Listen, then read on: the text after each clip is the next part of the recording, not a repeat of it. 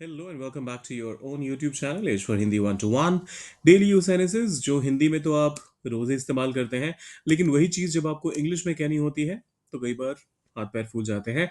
Not because आपको इनकी English पता नहीं है, इट्स जस्ट दैट उनको कैसे एक स्टेटमेंट के तौर पे लिखा जाए वो बड़ा कंफ्यूजिंग सा होता है। वह अपनी आदत से मजबूर है। अब इसी सेंटेंस को देख लीजिए। वह ही अब मजबूर है, मतलब क्या कहने की हम कोशिश कर रहे हैं। ये कहना चाह रहे हैं कि वो अपनी आदतों की वजह से कई बार ऐसे काम कर देता है जो उसे नहीं करना चाहिए या फिर जो वो ऐसे नहीं करना चाहता। तो इसके लिए आप कहेंगे he is a slave to his habits. मतलब उसकी जो आदतें हैं उसने उसे बिल्कुल एक एक स्लेव बना दिया है, एक चंगुल में रख लिया है और वो ना चाहते हुए भी उन आदतों को फॉलो करता है, उन आदतों को कंटिन्यू करता है। So he is a slave to his habits. He is a slave to his habits. मुझे इससे कोई फर्क नहीं पड़ता। It doesn't matter to me, या फिर it doesn't make a difference to me. It doesn't matter to me या फिर it doesn't make a difference to me. वह हमेशा चालाकी से बच निकलता है। वह बच निकलता है और वो भी चालाकी से। तो इसको ट्रांसलेट करते हुए आप कहेंगे ही ऑलवेज, हमेशा के लिए पहले ऑलवेज कह देते हैं। बच निकलता है escapes, और चालाकी से के लिए आप क्लेवरली का इस्तेमाल कर लीजिए। ही ऑलवेज escapes cleverly। ही ऑलवेज escapes cleverly। फिर आता है तुमने मुझे दोराहे पर खड़ा कर दिया।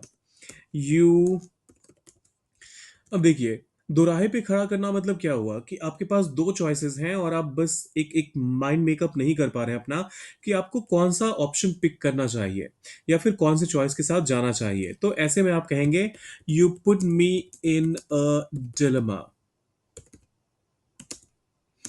You put me in a dilemma. फिर आता है उसने अपनी अकल का सही इस्तेमाल किया।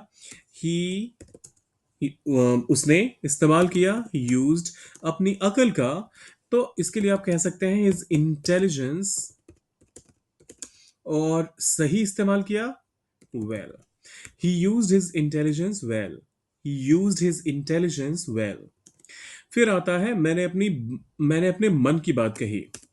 आई स्पोक माई हार्ट, या फिर आप चाहें तो और ज्यादा पर्टिकुलर होकर आप कह सकते हैं आई स्पोक माई माइंड। दोनों ही सही हैं।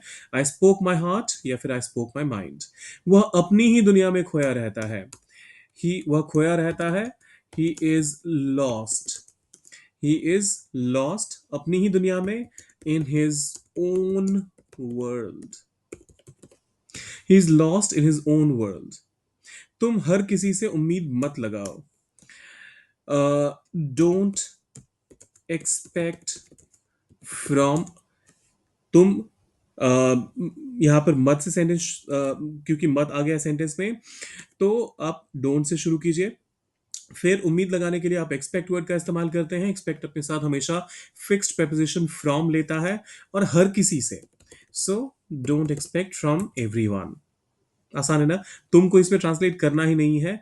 अगर आप बहुत पर्टिकुलर होना चाहते हैं और कहना चाहते हैं कि यू का भी इस्तेमाल करना ही है मुझे, तो you should not expect from everyone. ये शायद मैं कहना चाहूंगा, क्योंकि you don't expect from everyone का मतलब हो जाता है तुम हर किसी से उम्मीद नहीं करते हो। तो इस चीज का ध्यान रखना पड़ेगा आपको कि आप सेंटेंस में क्या एक एक एक्स्ट्रा वर्ड, और फिर कैसे पूरा का पूरा मीनिंग चेंज हो जाएगा, पूरा का पूरा एसेंस उसका बदल जाएगा। इस चीज में आपको बेहद ध्यान रखना चाहिए। अब ये आखिरी वाला आप लोगों के लिए है। उसने अपनी बात में वजन डाल दिया। अब इसको कैसे ट्रांसलेट करेंगे सोचिए जरा, डालिए उसे कमेंट बॉक्स में। और जाने से पहले सब्सक्राइब, लाइक और शेयर करके जाइएगा। एक बार फिर से, उसने अपनी बात में वजन डाल दिया। ये ट्रांसलेट करना है आपने, डालना है कमेंट बॉक्स में। सब्सक्राइब, लाइक और शेयर करके जाइएगा। मिलते हैं जल्दी।